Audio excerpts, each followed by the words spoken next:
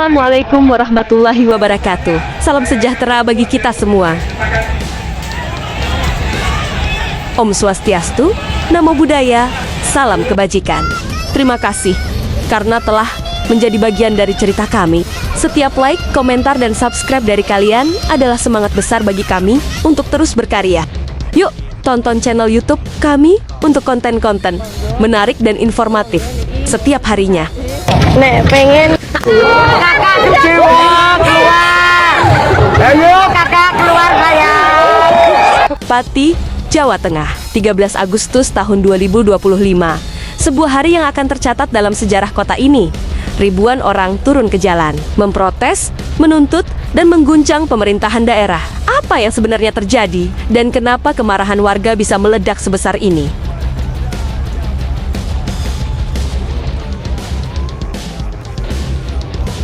Semua bermula dari keputusan kontroversial. Bupati Pati, Sudewo, mengumumkan kenaikan pajak bumi dan bangunan perdesaan dan perkotaan hingga 250%. Sebuah lonjakan yang belum pernah terjadi sebelumnya dalam 14 tahun terakhir.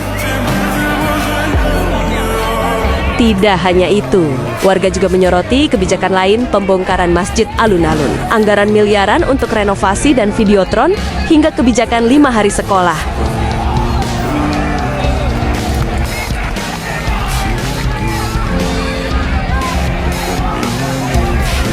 Sejak pagi, ribuan orang mulai bergerak dari desa hingga pusat kota. Semua menuju satu titik, alun-alun dan pendapa Kabupaten Pati.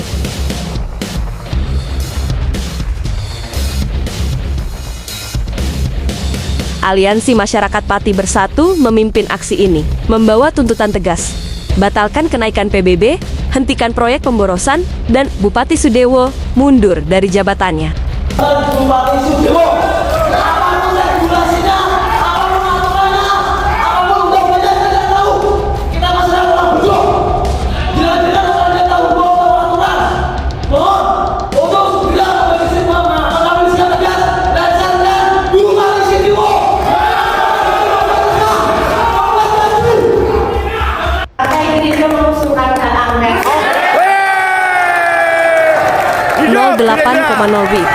Aksi dimulai dengan damai, masa berorasi, aparat menjaga jarak, tapi suasana berubah tegang ketika ribuan orang mulai mendesak masuk ke area pendapa. Angkat! Maksulkan! Angkat! Allahu Akbar! Allahu Akbar! Jos, Pak Joni, jos, sip.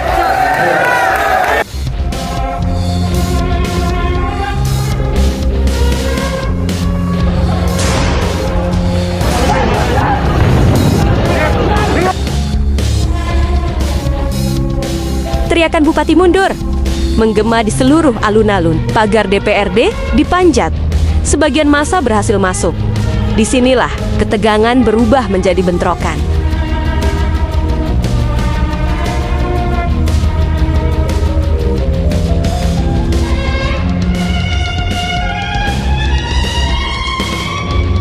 Lemparan botol, dorong-dorongan, dan teriakan membahana. Aparat pun menembakkan gas air mata dan menyemprotkan water cannon. Dalam kekacauan itu, sebuah mobil provos dibakar. Kabar hoax soal korban meninggal sempat menyebar, tapi segera dibantah oleh kepolisian.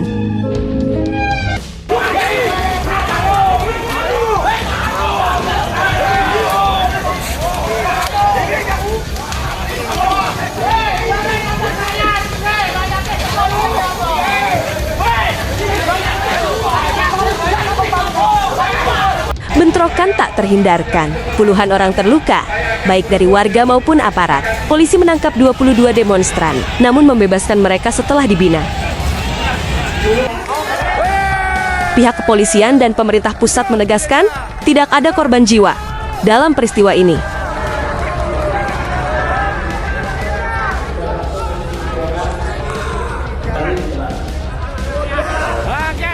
Bupati Sudewo menyatakan dengan tegas bahwa ia tidak akan mundur. Meskipun telah menghadapi tekanan publik besar dan rapat paripurna DPRD, ia berargumen bahwa jabatan yang dipegangnya diperoleh secara konstitusional dan demokratis. Sehingga untuk melepaskannya harus melalui mekanisme resmi. bukan tuntutan massa semata. Sementara itu, Aliansi Masyarakat Pati Bersatu mendirikan posko pengawalan di alun-alun, mendesak agar DPRD segera melakukan sidang paripurna lanjutan dan terus memperjuangkan pemakzulan. Mereka tegas menyatakan, selama Sudewo belum lengser melalui jalur formal, aksi protes akan tetap digelar. Pati telah berbicara. Tapi babak ini belum berakhir. Teriakan di alun-alun kini bergema di ruang sidang DPRD. Rakyat menunggu, sejarah mencatat, dan waktu yang akan menentukan apakah suara mereka akan diabaikan atau menjadi titik balik bagi daerah ini. Jangan harap keadilan akan datang. Terima kasih sudah menonton hingga akhir. Suara rakyat tak boleh padam, dan kita akan terus mengawal setiap perkembangan. Dukungan kalian sangat berarti bagi kami. Klik tombol subscribe, aktifkan lonceng notifikasi, dan bagikan video ini supaya lebih banyak yang tahu fakta sebenarnya. Sampai jumpa di video berikutnya. Salam kebenaran untuk Pati.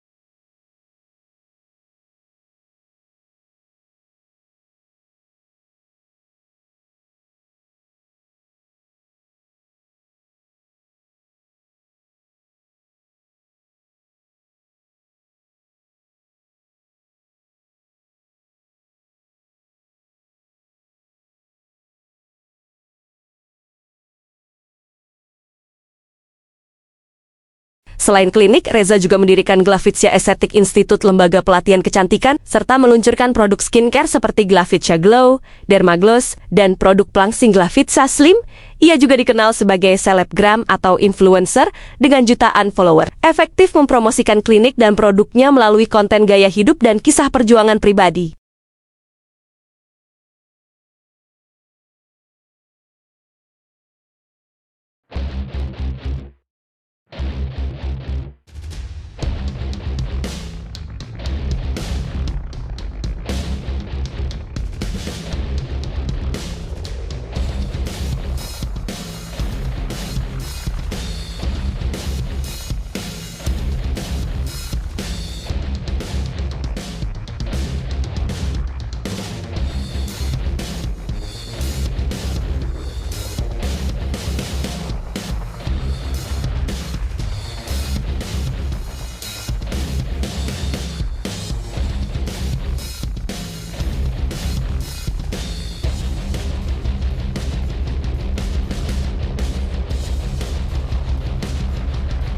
Menurut versi yang beredar, permintaan tersebut terjadi dalam konteks yang masih simpang siur. Ada yang menyebutnya sebagai bagian dari urusan bisnis, ada pula yang menilai ini murni permasalahan pribadi. Reza mengaku merasa tertekan dengan situasi tersebut, sementara Nikita menolak tuduhan itu mentah-mentah.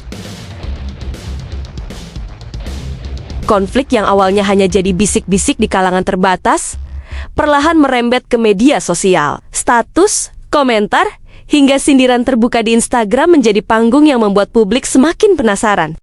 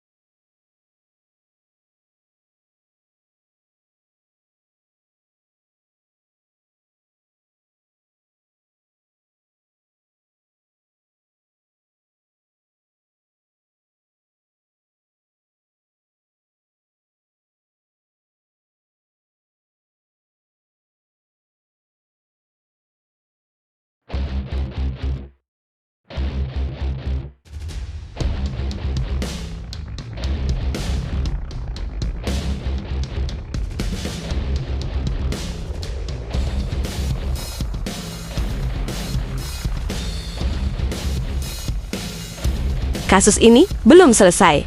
Setiap sidang membuka babak baru, dan publik menanti akhir ceritanya. Apakah kebenaran akan terungkap atau tetap menjadi misteri? Kita tunggu bersama kelanjutan dramanya di persidangan berikutnya. Terima kasih sudah menonton. Jangan lupa like, share, dan subscribe supaya kamu nggak ketinggalan update terbaru dari kasus ini. Sampai jumpa di video selanjutnya.